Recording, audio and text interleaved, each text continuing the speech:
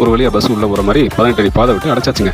அடைச்சி மேலே ஏறினதுக்கப்புறம் தான் தெரியுது சேனல் வெயிட்டு, மோல்டு வெயிட்டு, பலகை வெயிட்டு எல்லாம் சேர்த்து தண்ணி மேலே பூகம்பம் வந்த மாதிரி நடுங்க ஆரம்பிச்சிருச்சுங்க.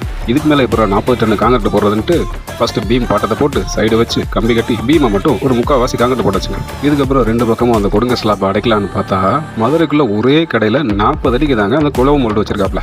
நமக்கு தேவை 100 அடிக்கு அந்த மோல்டு வேணுங்க. என்னடா பண்ணுறதுன்னு எல்லாரும் கண்ணு மொழி பிதுங்கி போய் நிற்கும் போது நம்ம கம்பி கட்டுறவர் இருக்கார்லங்க, கம்பி கட்டுறவர் அவரை தான் மண்டையில் இருக்க முடி பாதி நரைச்சி போகிற மாதிரி யோசிச்சுட்டு ஒரு ஐடியாவோட வந்தாருங்க. வந்து கம்பியை முதல்ல ரெடி பண்ணாருங்க. ரெடி பண்ணி அதை ஒரு வெல்டரை கூப்பிட்டு வெல்டு வச்சு மொத்தம் ஒரு 45 பீஸ் ரெடி பண்ணாருங்க. 2 அடிக்கு ஒரு பீஸை ஆக வச்சு கட்டிட்டார். கீழே பீம் பாட்டத்தில் உட்கார வச்சிட்டாரு. டாப்பில் கட்டுக்கம்பி போட்டு கட்டிட்டார். அதுக்கப்புறம் பார்த்தீங்கன்னா தலைவில் ஒரு முட்டு வச்சுட்டு அப்படியே ஒவ்வொரு பலகையாக கட்டுக்கம்பி வச்சு கட்டிட்டு வந்துட்டார். ஸோ அடப்பை முடிச்சிட்டாரு. அதுக்கப்புறம் பார்த்தீங்கன்னா ஃபஸ்ட் லேயர் கம்பி கட்டிட்டார், செகண்ட் லேயர் கம்பி கட்டிட்டார். அதுக்கப்புறம் தொங்கிக்கிட்டே தவறி விழுந்தால் பஸ்ஸில் விழுந்து திருப்பூர் பல்லடம் போயிடுவாங்க. அந்த மாதிரி ரிஸ்க் எடுத்து காங்கிரீட் போட்டாங்க. அவ்வளோதாங்க.